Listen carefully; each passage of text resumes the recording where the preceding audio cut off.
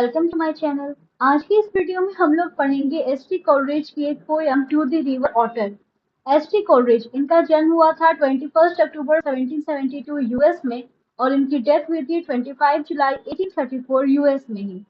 He was an English lyrical poet, critic and philosopher। ये English के एक lyrical poet, critic और philosopher थे। ये अपनी दो पोएम्स के लिए काफी ज्यादा फेमस थे, कुबला खान और the rhyme of the ancient mariner. और ये इन्होंने एक लिटरेरी क्रिटिसिज्म भी लिखा है, बायोग्राफिका लिटरेरिया। इन्होंने एक फ्रेज कॉइन किया है, सस्पेंशन ऑफ डिसबिलीफ। तो चलिए पोयम की शुरुआत करते हैं। ये poem to the river Otter S T. Coleridge ने अपने बचपन के दिनों को याद करते हुए लिखा है। वे बताते हैं कि उनके बचपन के दिन कितने खुशनुमा थे, जहां उन्हें कोई भी दुख, कोई भी चिंता नहीं थी। और अब क्योंकि वो एडल्ट हो चुके हैं, तो उन्हें अपने बचपन के दिनों की काफी ज्यादा याद आती है और वापस वो अपने बचपन में लौटना चाहते हैं। तो पोयम की फर्स्ट लाइन है, डियर नेटिव ब्रुक। ब्रुक यानी कि नदी, एक पतली सी संकरी नदी। नेटिव यानी जहां वो रहा करते थे, उनके घर के पास एक नदी हुआ करती थी। Dear native brook, wild streamlet of the west. ये उस जगह की लोकेशन को बता रही है जो कि है western part of England, England के वेस्ट पार्ट में। How many various फेटेड years have passed. कितने साल गुजर गए। वेरियस फेटेड यानी कि उतने साल जो गुजरे, इनमें कुछ अच्छे पल भी थे, कुछ बुरे पल भी थे। What happy and what मॉर्नफुल hours since last. आखिरी बार जब वे इस ब्रुक के पास आए थे और आज तक का समय में उन्होंने काफी जॉय और काफी सोरो मूवमेंट को फील किया है। I skimmed the smooth thin stone along thy breast. ये बचपन में उस ब्रुक में एक पतला सा पत्थर उछाला करते थे, जो अक्सर बच्चे गेम खेला करते हैं। एक पतला सा पत्थर नदी के ऊपर उछालते हैं और फिर वो काउंट करते हैं कितना बार वो पत्थर जंप किया है।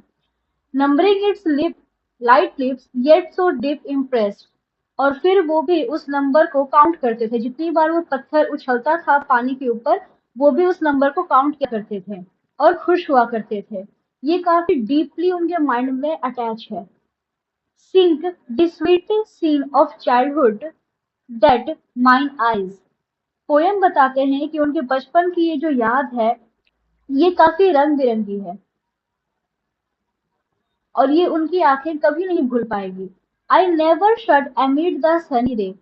वो सनी रे यानी काफी चमकीली धूप में भी इस याद को नहीं मिटा सकते, नहीं भूल सकते। But straight with all their tears thy water rise. और वो जब भी अपनी आंखें बंद करते हैं तो उनकी रिवर की मेमोरी वापस से फ्लड की जैसे उनकी आंखों के सामने आ जाती है, उन रंग बिरंगी यादों के साथ। दाई क्रॉसिंग प्लैंक। क्रॉसिंग प्लैंक यानी नदी के बीच में से जो एक लकड़ी का बना हुआ होता है एक तरफ से दूसरी तरफ जाने के लिए, वो क्रॉसिंग प्लैंक था उस नदी में। Thy marge with willow grace. और उनके किनारे विलो ग्रे यानी ग्रे विलोस की पेड़ लगे हुए थे। And bedded sand that veined with various dyes. और उस नदी के नीचे काफी सारे रंग बिरंगे सैंड थे। Gleam through the bright transparence. जो कि वो पानी नदी का काफी ट्रांसपेरेंट था, यानी काफी क्लीन था। उस पानी के ऊपर से ही पानी के नीचे की रंग बिरंगी रेत दिखाई पड़ती थी। On my way visions of childhood oft have ये बिगाइल्ड। पोएट याद करते हैं अपने बचपन के दिनों को कि वो कितनी ज्यादा खुशनुमा हुआ करती थी और वो वापस उन दिनों को जीना चाहते हैं।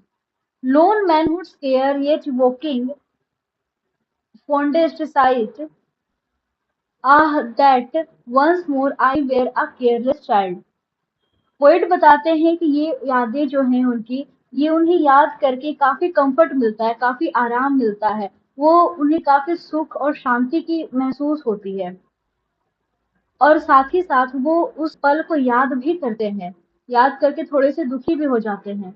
और लास्ट लाइन में पोएट कहते हैं कि वो वापस एक बच्चा बन जाना चाहते हैं, एक केयरलेस चाइल्ड बन जाना चाहते हैं, जिसे ना कोई गम होता है ना ही कोई टेंशन। होप आप सबको ये वीडियो पसंद आई होगी। Thank you.